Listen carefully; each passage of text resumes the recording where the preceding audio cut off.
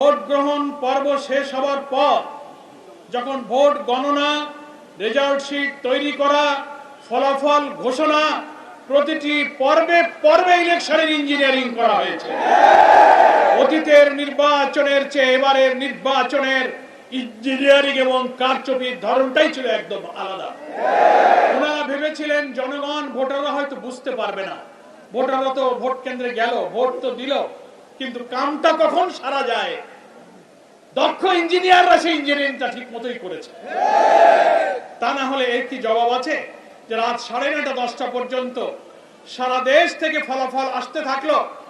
11 দলীয় ঐক্যে জামাত ইসলামী সহ সারা দেশ থেকে একের পর এক 9:30 10টা পর্যন্ত বিভিন্ন আসনে বিপুল বিজয়ের খবর যখন আসতে থাকলো, মানুষ জন আকাঙ্ক্ষা হিসেবে অপেক্ষা করছিল সংখ্যাগরিষ্ঠ আসনে 11 দলীয় ঐক্য জামাত ইসলামী বিজয়ী হয়ে সরকার গঠনের মতো সংখ্যাগরিষ্ঠতা ইনশাআল্লাহ লাভ করবে।